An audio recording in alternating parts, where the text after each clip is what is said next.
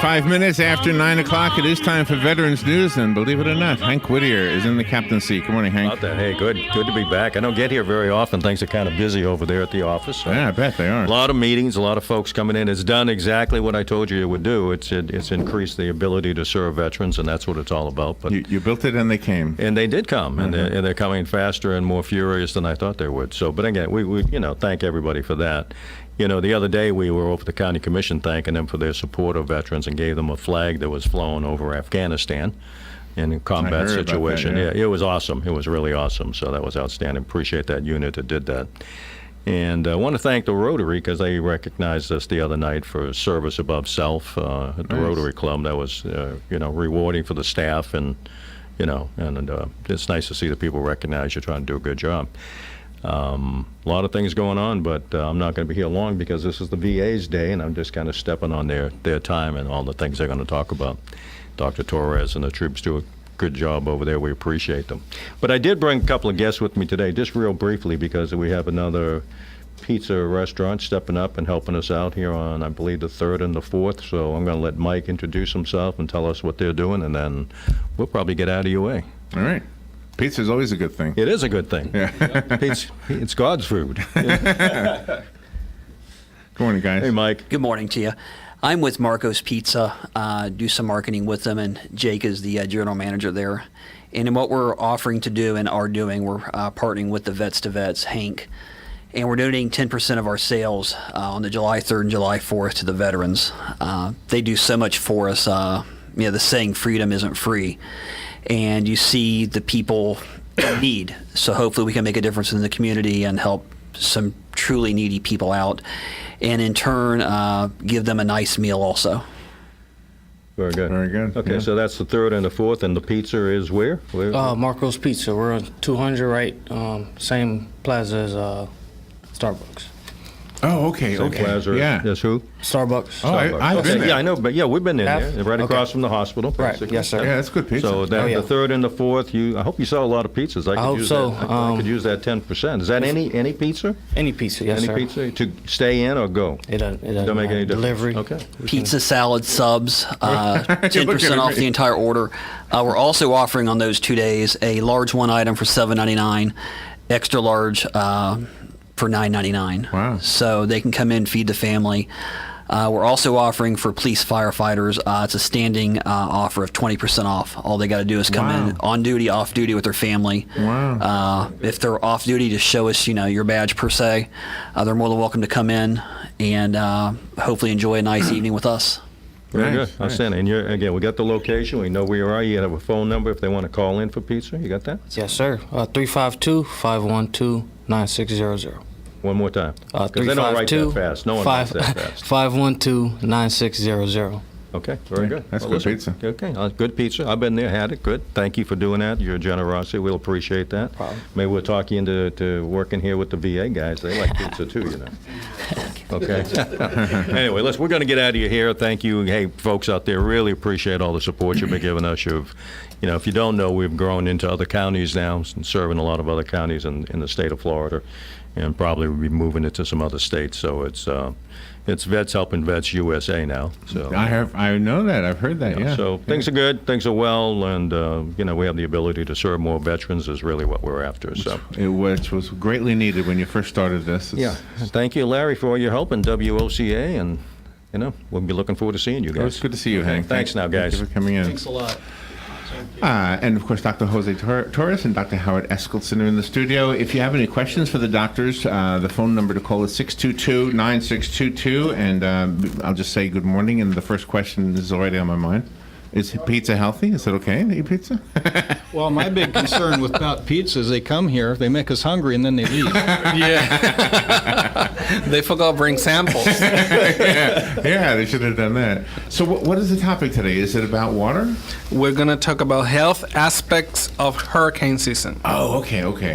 Okay, because the water can be bad, right? During a hurricane, they can stir it up and that's part of the problem? Yes. We're going to touch some aspects and important topics that everybody need to know about the hurricane season. And, between medical issues and hurricane season. Do you see a lot of people coming into your office because during the hurricanes, like last year during Irma, and any of the hurricanes? Have you seen an influx of people coming in that were, directly related to the hurricanes? Prior to the storm, yes, people want to have supplies, enough supplies, and everybody get anxious about it. Nobody want a storm, Right. But patients with anxiety issues or depression, they get more depressed, anxious about it. Also patients that are homeless, which we have a lot really? of homeless population in that's hard, Ocala.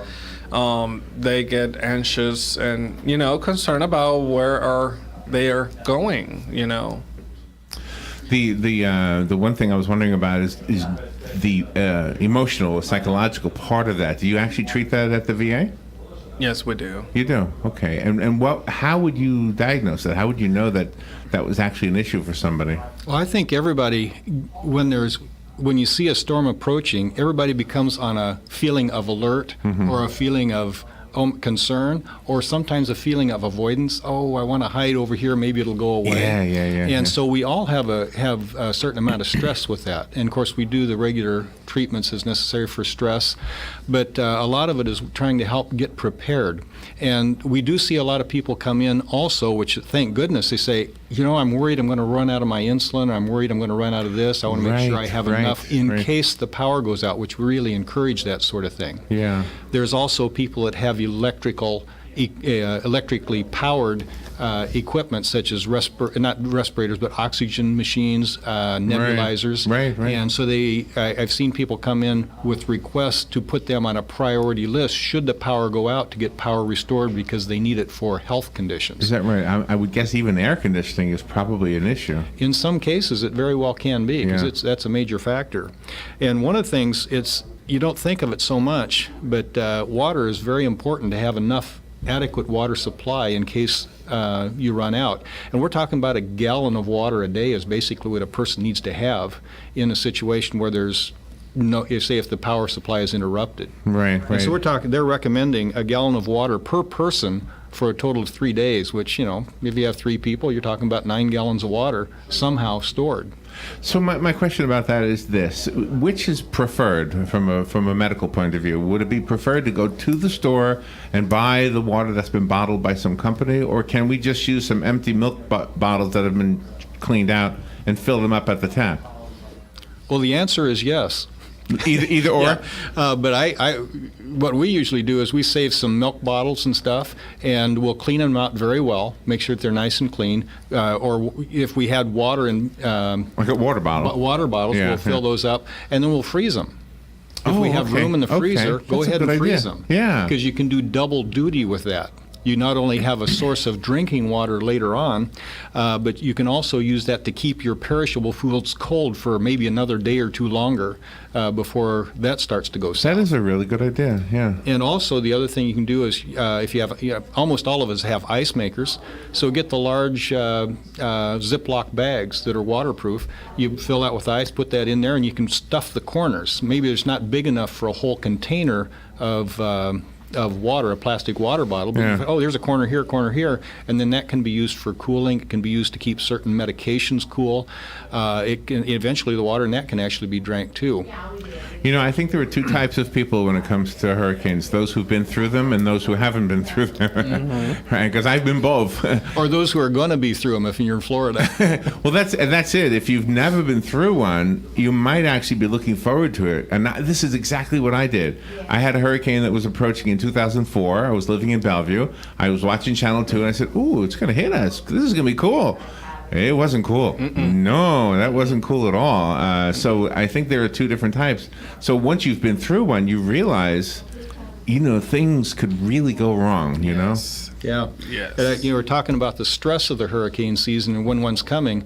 I was driving down the streets a couple days before Irma got here, and I was looking at all the nice yards, all the nice trees, and thinking, what kind of pile of broken branches and limbs and stuff are we going to be? And sure enough, as it came through, you go down, everybody would pull their branches to the curbed so it could be picked up later. And, it was weeks before that stuff could be picked up. And so it just looked like a miniature war zone, Yes. the way it devastated the trees. And I remember it did take a long time for that to be picked up, and that's not finding fault with anybody. I know the local agencies that do that did a really good job getting that stuff picked up, but it was just unbelievable how much we had.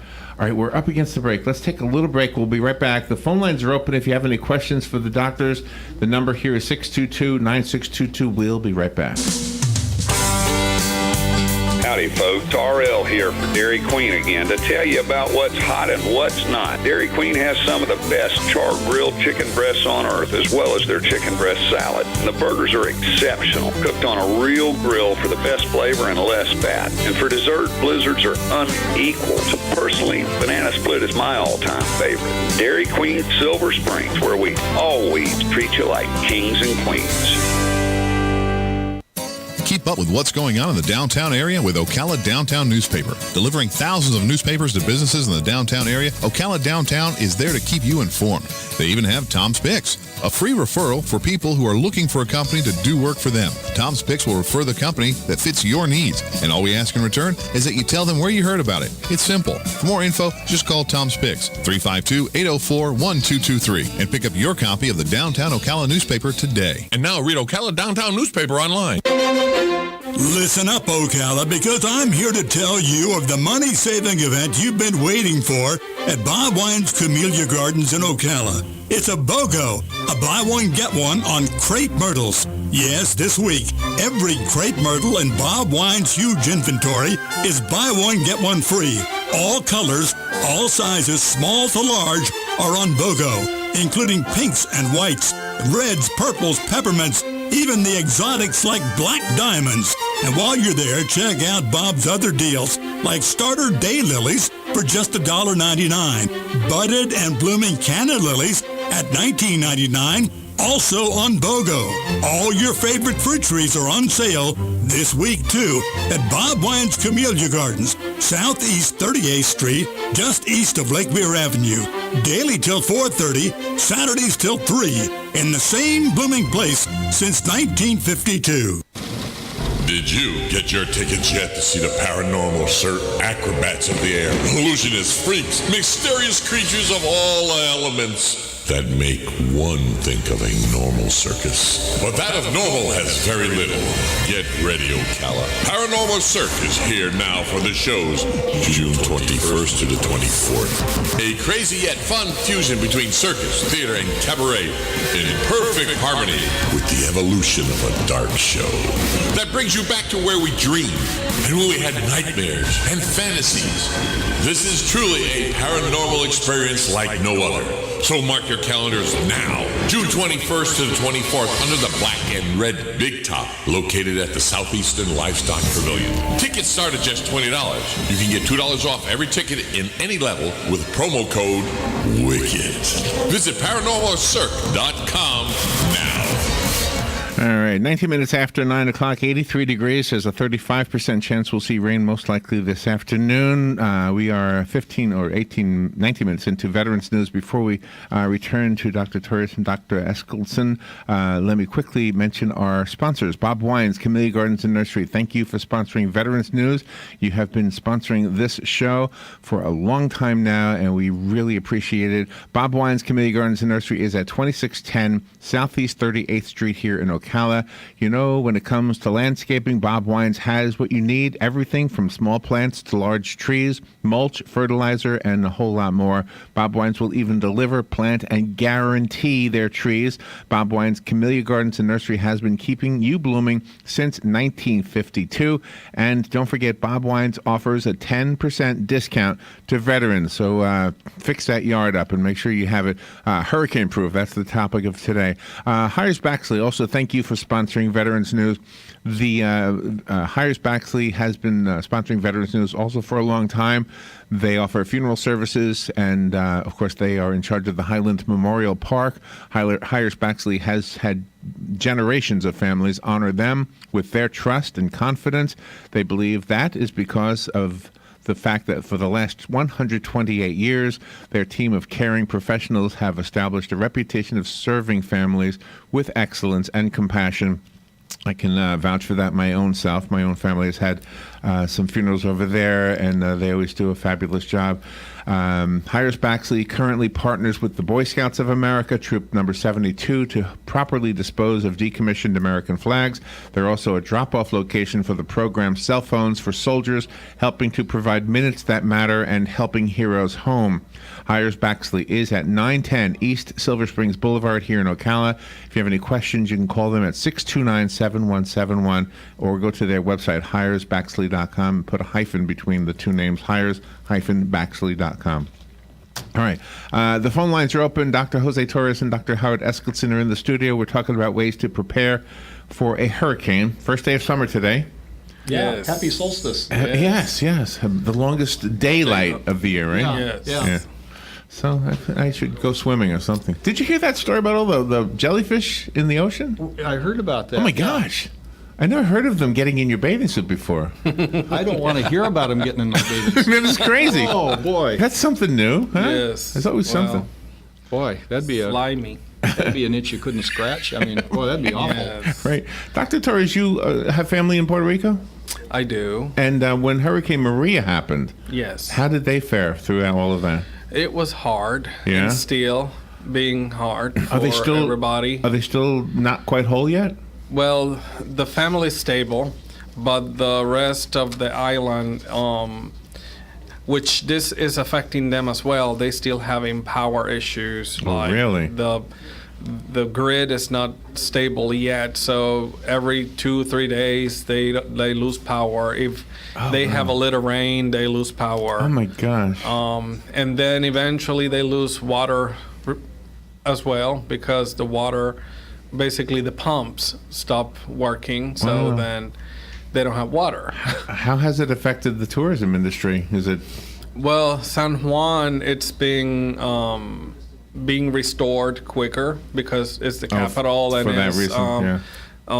is the main artery of the island because it's where the biggest international airport is, and the rest of the island still affected, because it's not only San Juan, the touristic area. You have the whole state has tourist points. The most important ones, which the second city is Ponce, and the third one is Maya West, they are restored. And the focal points for tourism, they are good, up and running. But in the mountains, people still without power since Irma, which is going to be a year soon. Oh my gosh! Wow. And roads are gone. A lot of people. That's right. They had the home. 1-2 punch, Irma and then Maria. I forgot about Irma. Yes. Yeah, it was bad. Yeah. Yes. Irma didn't touch them like Maria did. But after Maria, a Category 5 hurricane, that was devastating. That was yeah. very bad. And not only Puerto Rico, devastate the whole U.S. Virgin Islands, the rest of the Virgin Islands, and I think Guadeloupe was also affected. It was pretty bad. Yeah, Our islands erased completely. Wow. That's horrible. In the official government death toll for the Maria was 64 storm deaths. That was the official, and they're talking about drownings, getting hit by lightning, getting trees fall on you, power lines, whatever. But in May of this year, the New England Journal of Medicine released a study of deaths related to that, and they put the estimated death toll at over 4,600. Oh, Because wow. it isn't just the What a immediate difference. storm, it's the aftermath that happens with loss of good water, loss of That's important to remember, yeah. And one of the major killers is heat. That's probably, of all natural disasters, that probably kills more people than any other single part of the natural disaster. The winds, the storm, the tornadoes, the lightning, the heat afterwards. Because there's no cooling, you haven't got adequate water, so you can't stay hydrated.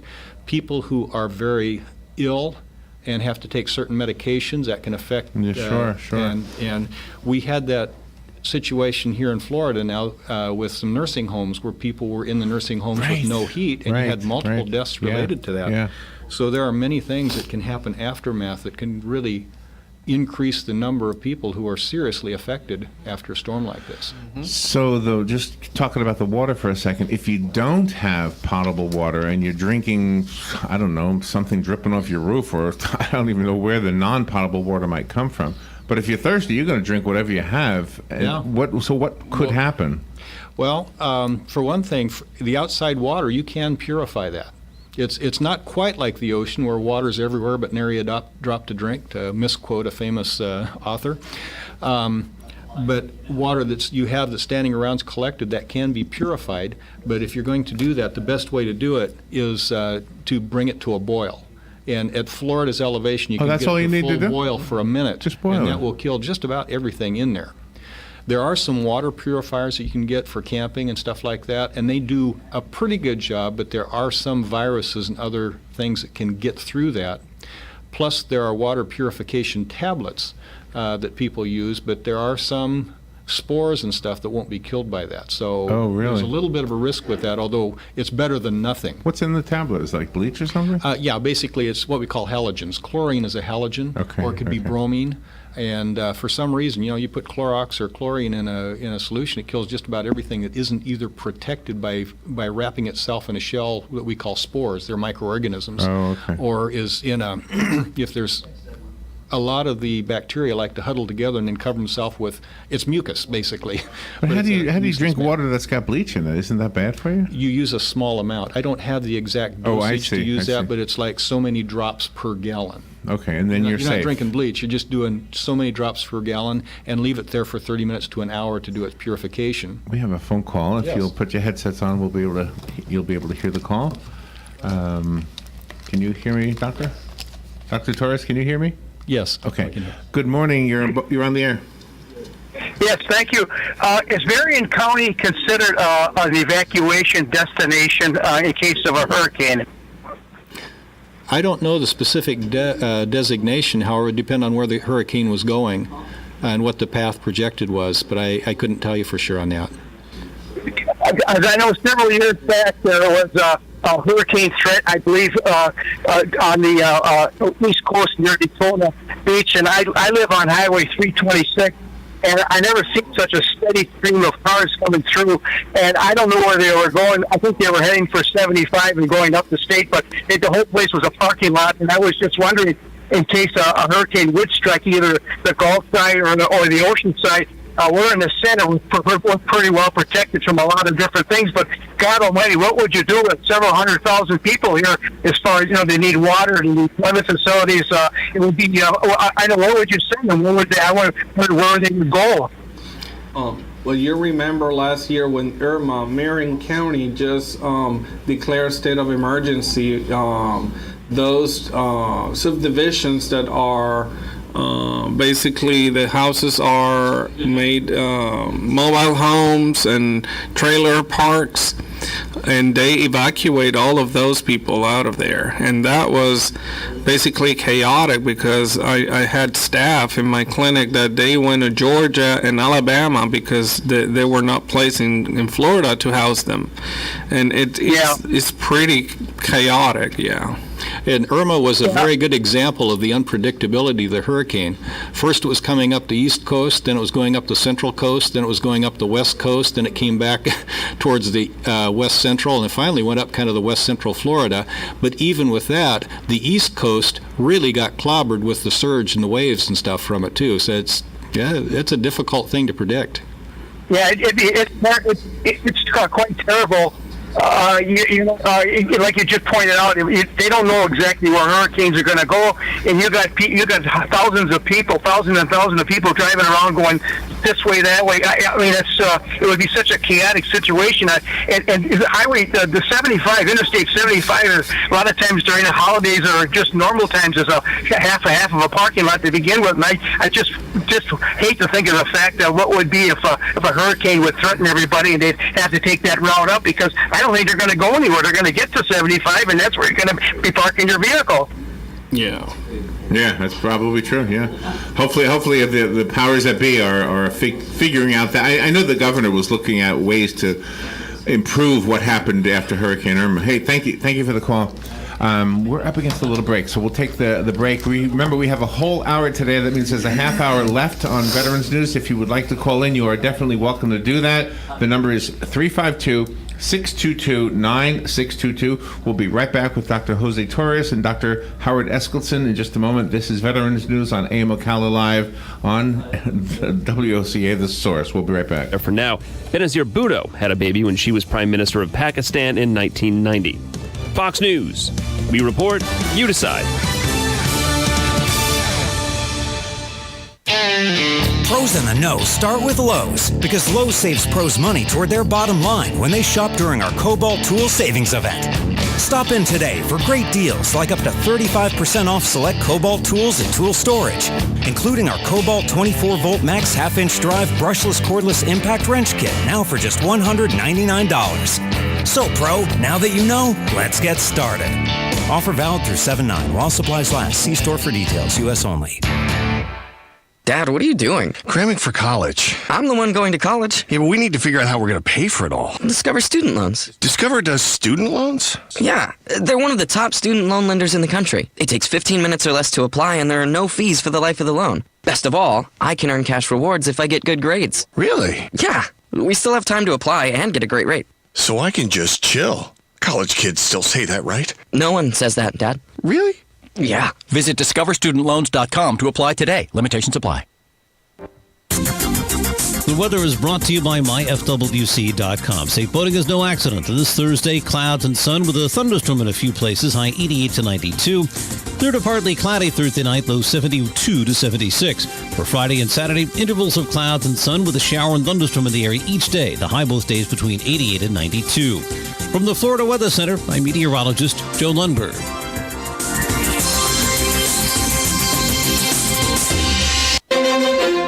Listen up, Ocala, because I'm here to tell you of the money-saving event you've been waiting for at Bob Wine's Camellia Gardens in Ocala. It's a BOGO, a buy one, get one on crepe myrtles. Yes, this week, every crepe myrtle in Bob Wine's huge inventory is buy one, get one free. All colors, all sizes, small to large, are on BOGO, including pinks and whites, reds, purples, peppermints, even the exotics like black diamonds. And while you're there, check out Bob's other deals, like starter daylilies for just $1.99. Budded and blooming canna lilies at $19.99, also on BOGO. All your favorite fruit trees are on sale this week, too, at Bob Wine's Camellia Gardens, Southeast 38th Street, just east of Lake Weir Avenue. Daily till 4:30, Saturdays till 3, in the same blooming place since 1952. Want some fun tips for the summer on and off-road travel? Tune in on Monday, the 25th to AM Ocala Live at 8:20 a.m. when Claudia Lombana will give us information about what to check for wear and tear on tires to protect your pocketbook and safety, planning a trip, emergency kits, and how to prepare for the unexpected. So be sure to listen. Again, that will be at 8:20 a.m. on Monday, the 25th, right here on AM Ocala Live. We want you to be safe, have fun, and enjoy the journey. All from the source, WOCA. 27 minutes before 10 o'clock, 85 degrees. The chance of rain this afternoon, about a 30% chance we'll see some rain. Tomorrow, look for highs around 90. In fact, today it'll be around 90 as well. Tomorrow, also a 35% chance of rain. And the weekend looks like high at 90, 40% chance of rain for both Saturday and Sunday. So kind of the same old every day. All right, let's return to Veterans News. In the studio, Dr. Jose Torres is from the VA clinic here in Ocala, as is Dr. Howard Eskildsen. The two doctors are here to answer your questions regarding your health care. Today, specifically focusing on what we can do to remain healthy in the event that a hurricane turns life upside down, I guess you could say, in our community, right? Yeah. Yeah, we talked about water, because that's more important than food, believe it or not. But also, I'd mentioned something about food. You know, during hurricane season, it's worthwhile to have some non-perishable food available that can carry you out for 3 or 4 days if you need it. I have a feeling that most of us all have that much in our refrigerators and our in our pantries and stuff, but maybe not. So it's worthwhile to keep that in mind. The other question is, how do we know if your perishable food has perished?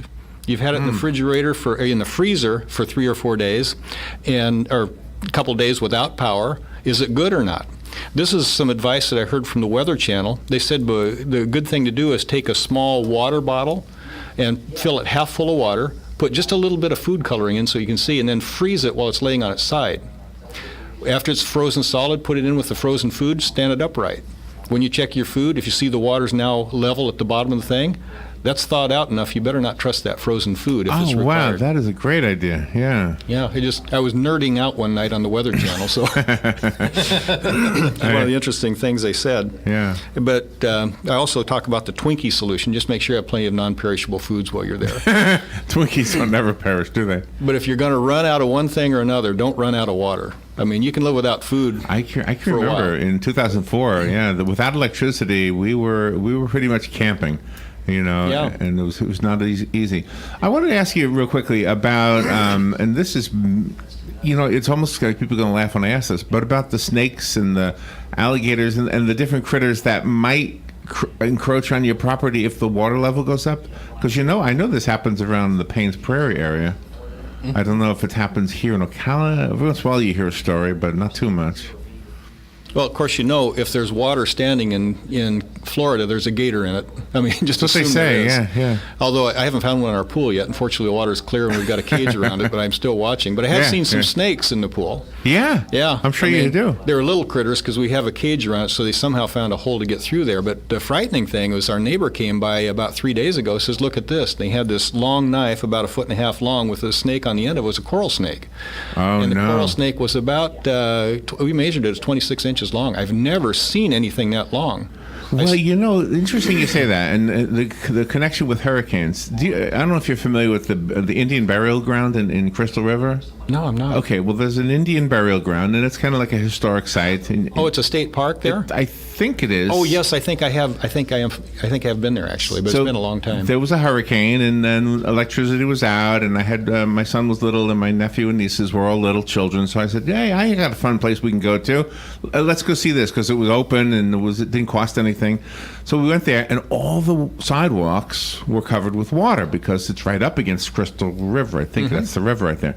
And there were snakes on that pathway. And I told the kids, don't be walking on the sidewalk anymore. Yeah, they were kind of scurrying away when they noticed we were coming. Yeah. Mm-hmm. I guess that's high ground for them. I guess they want to get out of the water. They're going to do the same thing we do. They want to get where it's dry and where it's warm. Yeah. And in shelter. And of course, the gators, they're happy to get out on the sun and sun themselves during the daytime. So, oh my gosh, you don't want to get between a gator and the water. In a way, it's kind of like the hurricane itself. You think it's going to be cool, right? Because oh gosh, I'd love a gator to come into my yard. But then when it actually happens, it's not so good, right? Yeah, there are those that have experienced and those that haven't. And that one I haven't had. Have you guys had the alligator in your yard? No. I never had an alligator, but I had a bear in my yard. You did? A black bear, yeah. Wow, where do you live? In the southwest area. Up against the woods or something? Yeah, it's close to the 49th trail. Oh, so it was on the trail that came up. Yeah, because the bear lives in the trail. Yeah. So one night I was watching the cameras. I received an alert in my phone. Oh, okay. In the middle of the night, and when I opened the message, the bear, he was just hanging around. Oh no! I mean, where were you? Were you at home? I was on vacation. Oh, okay. So was anybody home? No. But the thing is that we discussed it with Florida Wildlife, and apparently some neighbors, they were leaving food out in the trash cans. Oh, okay. And that's the always, bears, they're looking for food. So, and they don't think straight. Like, if he just need to go around because the house is fenced, the whole perimeter, the property's fenced. So he just crossed the property, jumping the fences. Sure, why not? So it's easier for him because he just followed the track directly. Yeah. And that's when the alarm just went off. And broke your fence? Yeah. Yeah, wow. Yeah, there's been several neighborhoods in the area that have reported bears on various margins of the city. Of course, we're right next to the forest. And if you fly over this, a friend of mine took me for a ride in his airplane one time. This was several years ago. You fly over Ocala, you can hardly find the city for the forest because there's so many trees in this town. And it's beautiful. It's absolutely beautiful. I mean, I grew up in Nebraska where you could see the next town 20 miles away if you're up 5,000 feet in a little small airplane. But here, it looked like, oh, wait a minute, there's our house. Trees everywhere. Yeah, how'd that happen? And we is couldn't see it till we're right interesting, on it. But you know, it's interesting because the trees are a thing we have to keep in mind especially during the windy parts. Because there's a lot of things that come down out of the trees when it gets really nasty. In fact, if you look around, you may still see some trees around where you see these dead branches hanging down, and you see the brown, ugly leaves. Most of those leaves are gone, but I call them Irma bombs because they're hanging up there, and they've been there since Irma was there. We've got several in our housing development that they're still up there, and just haven't fallen yet. My wife and I walk in the morning, so we know where some are. We make sure we go to the other side of the street just so it doesn't come down. And we weren't so worried about that till a couple things happened. One time we were driving down 475 and the wind was blowing 25 to 30. It was just a thunderstorm or whatever. And all of a sudden it was like an explosion hit the front of our car. I thought somebody had thrown a rock at us. Oh, no. And this thing hit and it just showered shards of glass inside. It didn't collapse the windshield, but it knocked our oh my gosh. rear view mirror off. It dented the hood. And so we stopped and looked. And there was a branch down there, pieces of a branch in the roadway where we'd been hit from the thing that fell out of the tree. And I'll bet you that thing wasn't any more than about 2 inches in diameter, maybe 6 or 8 feet long maximum. And it did that much But damage. it just did a huge amount of damage. Of course, we were driving 45 mile an hour at the time, and that made a difference. And the other thing that got my attention is one morning we were walking. This was about 5:45 in the morning, and we heard what sounded like a shotgun blast. And then it sounded like a bunch of pistol shots, and then just a creak and a crack, and what's going on? And it said, oh, look at that, the tree's moving. There was a tree about a half a block from us, and it had a Y partway up the trunk, and half of that just came down and kaboom, fell in their yard. Wow. And it looked like the part of that was about 14 inches in diameter, and I stepped it off at 25 feet long was the section that came down. And this wasn't a hurricane or anything, this was just a tree that run itself. So. I don't think we really appreciate how heavy a tree is, especially when it's that big. A 14-inch diameter tree that's 20 feet long, that's got to be a ton, I bet you. Oh, I'll bet you. And the people that owned the property were very lucky because it fell just on their yard. It didn't hit the driveway, it didn't hit any of the electrical, it didn't hit the house. Just amazing. The gardening lady who does the show, Carol Ann Baldwin, on Tuesdays, before the hurricane of last year, she was preparing everybody, saying, have an arborist come out, look at the tree. If it looks like it's going to be an easy target for the wind, have it taken down, and before the wind takes it down. Yeah, especially if it's leaning over your house or anything. All kinds of structures. All kinds of things to do. Yeah, wow, good information. Does the Veterans Administration have any shelters specifically for veterans? No, that I'm aware of. No. No. The shelters, churches, they open the doors for shelter and. Ritz, but now the Ritz Hotel is a program for veterans that are homeless. It's a specific program, and I know that Salvation Army, they have a wing for veterans. In case of emergency, I believe that everybody will get together and do what we need to do, to protect everybody and have everybody as safe as possible. We are up against the next break, so if you would like to call in, go ahead and call right now, 622-9622. We'll take your call during the break, and you'll be on after the break. Again, Dr. Jose Torres and Dr. Howard Eskelson are here from the VA Clinic in Ocala. This show is called Veterans News. It's part of the Veterans Helping Veterans program that was started by Hank Whittier and Joe. Do you remember Joe's last name? Joe Martone. No, not Joe Martone. Joe is now the vice president, but Joe Albano, I believe he was the gentleman who started Vets Helping Vets with Hank. All right, we'll take a little break and be right back. If you want to call in, the number is 622-9622. We'll be right back. Did you get your tickets yet to see the paranormal, acrobats of the air, illusionists, freaks, mysterious creatures of all elements that make one think of a normal circus? But that of normal has very little. Get ready, Ocala. Paranormal Circus is here now for the shows June 21st to the 24th. A crazy yet fun fusion between circus, theater, and cabaret in perfect harmony with the evolution of a dark show that brings you back to where we dreamed and when we had nightmares and fantasies. This is truly a paranormal experience like no other. So mark your your calendars now. June 21st to the 24th under the black and red Big Top, located at the Southeastern Livestock Pavilion. Tickets start at just $20. You can get $2 off every ticket in any level with promo code WICKED. Visit ParanormalCirque.com now.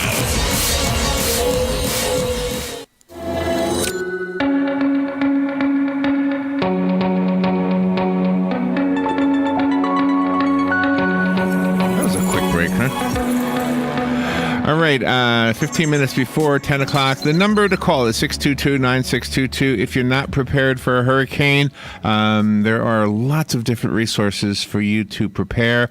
One will be, when we're done with this, it'll be this podcast that we're doing right now with Dr. Eskildsen and Dr. Torres. So share this with somebody who's perhaps new to the area. You know, even if you're not new, I think the first hurricane I went through was 2004, which means I had already been here 20-something years, and so I wasn't prepared either. It's just because when you haven't gone through it, even though you live in a place where it's known for hurricanes, I just hadn't ever gone through one. I know South Florida has seems to get them more, I think, than we do here in Central Florida. And the question from the caller regarding this being an evacuation destination, whether it's official or not, it probably is.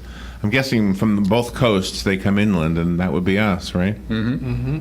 Yeah, so it makes sense. And if you're over the land, the hurricane tends to wind down a little bit, at least not as nasty as it does on the coast usually. So knock it down a category or two.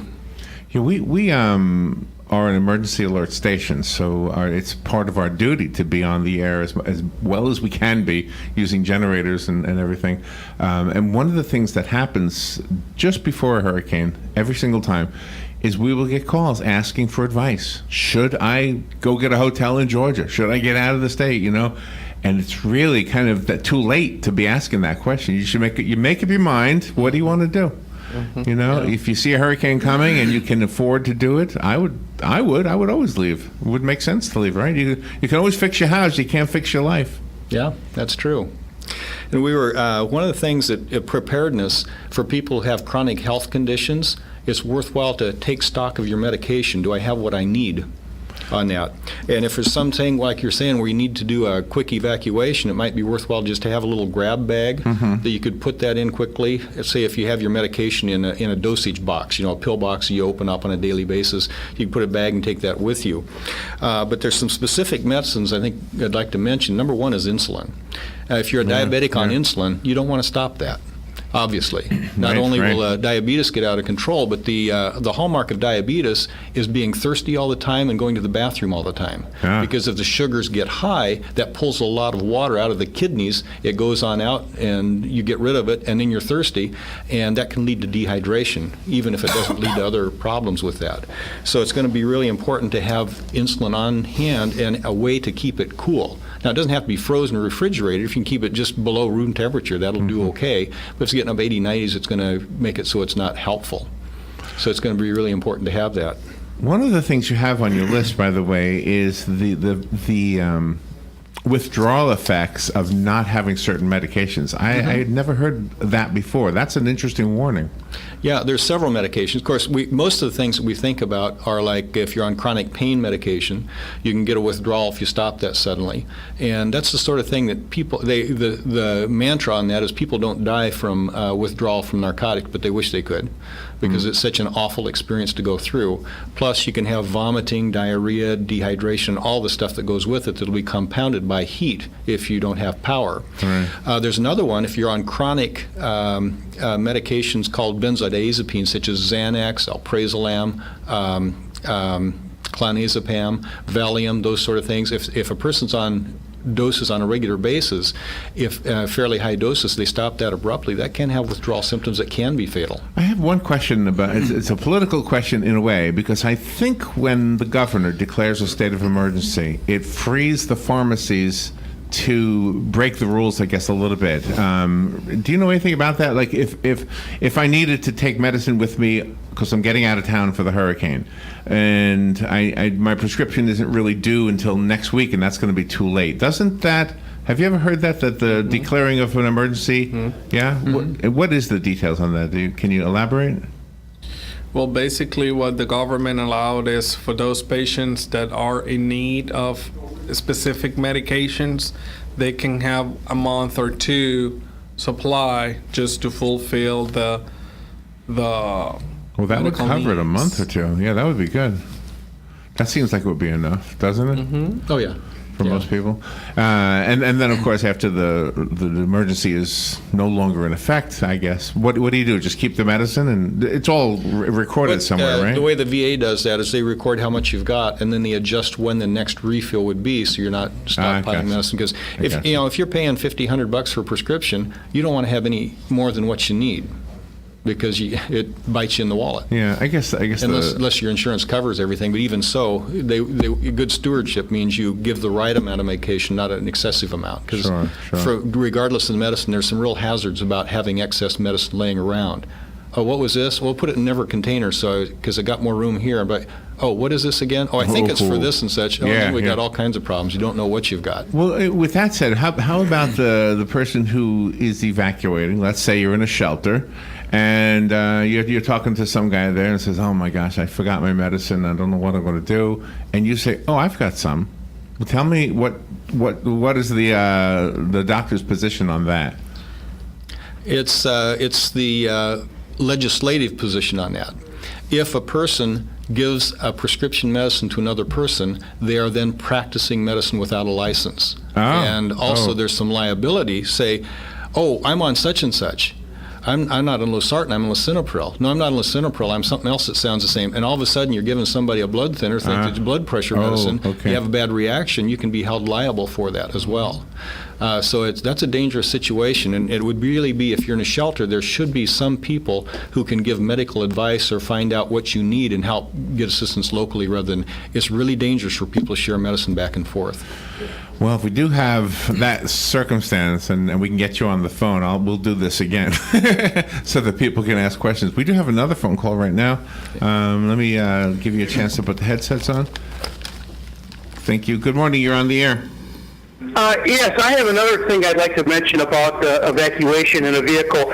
I don't know if it's the safest thing in the world to do, but I would definitely, if you plan on getting your car, let's say going on 75, which could be a parking lot, and I would take extra fuel with me in a safe container, a lot of extra fuel, because a lot of those filling stations up the road are going to be on the fuel if you even get to them, and without gas in your car, you're just you're a sitting duck for a hurricane.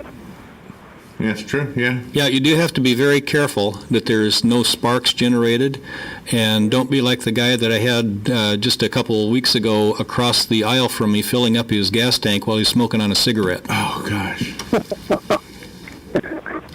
I had a good friend that he lives in the coastal area, and his plan of retreat was to take the interstate and get out of the state. And what he would do is he had a small boat that he would pull behind him, and he'd pull all the fuel, put all the fuel in that boat, covered up naturally so nobody else could see it. But he said that it was a lifesaver for him, because when he did get up to Georgia, the traffic was starting to move. But there was no gas anymore. So, it's just a terrible thing. Wow. Yeah.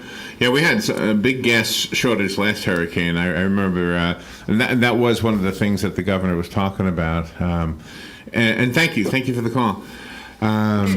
So these are all good ideas. Is there anything specifically medical in nature that we should make sure we get out before we run out of time?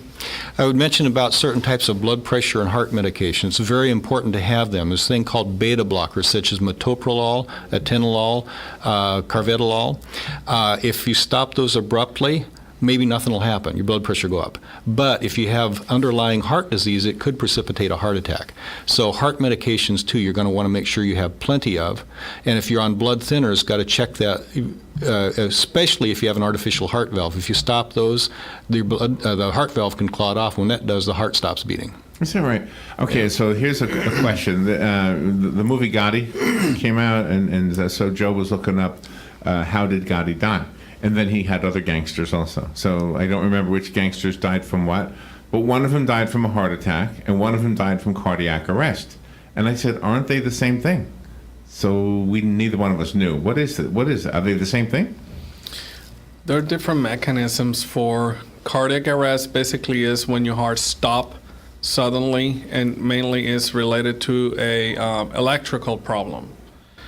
a heart attack, or depending of the mechanism of action is the name, like ischemic or myocardial infarction, basically are related to blockages.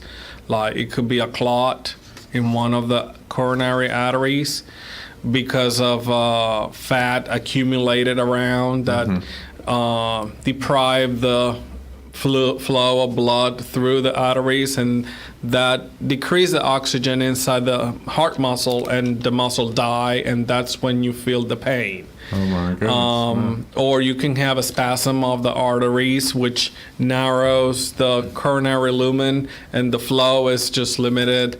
Electrical issues in the heart, multiple electrical issues can cause cardiac arrest.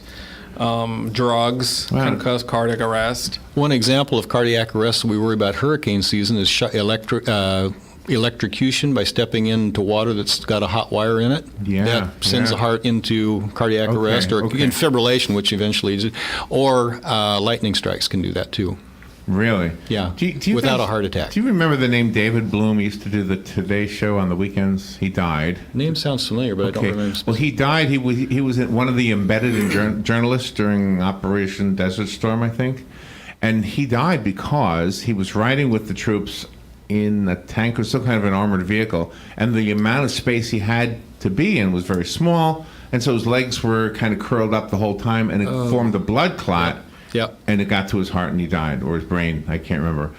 And just to use that as the way to ask a question, could that happen? Like, let's say we're in a shelter, or we're gonna camp out in the car, and we're all gonna sleep together in the car and curled up. I'm guessing that same thing could happen.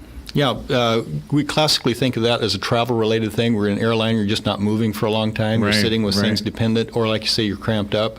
That certainly can happen. Yeah, so that's another thing you wouldn't think of. We'll be safe. We'll be in the car. The storm will pass by tomorrow. We'll be all okay. And one other thing I would mention too is be very careful with fire, with generators near the windows, or with. Don't bring your barbecue inside the house, because carbon monoxide is a silent, deadly killer. And it's very insidious. You don't even know what's happening till you go to sleep, and it's a very deep, long-lasting sleep. I bet it is. Yeah. No, there's nothing to laugh at. But if you have a generator, keep it away from your windows where you're ventilating. If you are using a burner, keep it outside where it's not going to get inside the house. And don't look for a person to turn dark or dusky. Like usually when a person's low on oxygen, you think, well, they're going to turn kind of a bluish color. No, with carbon monoxide, it actually turns the hemoglobin a nice, bright red color. So, oh, look, their color's great. There can't be anything wrong. No, they're dying of carbon monoxide. Oh, my gosh. I didn't know that. Yeah. And there's really only one treatment for it, and that's oxygen, or preferably hyperbaric oxygen. With that said, wouldn't that also happen in an RV? Or? It can if you have a generator running and it's getting into the ventilation system. There was a long time ago, I used to have a rowboat, and I rowed up to this little cove, and there was a boat in there, and I thought, it was it's a houseboat type of thing.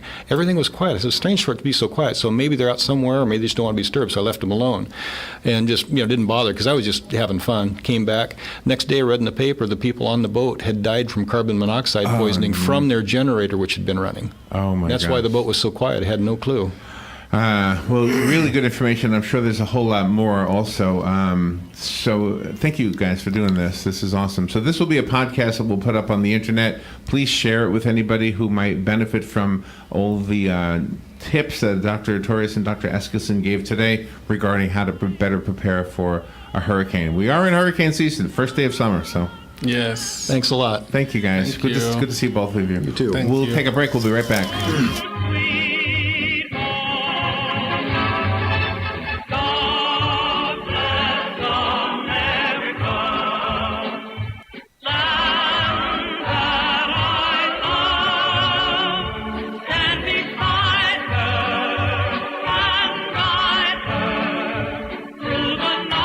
Broadcasting from the Paddock Mall Studios, this is WOCA, Ocala, Gainesville, The Villages, 1370 AM, 96.3 FM, The Source.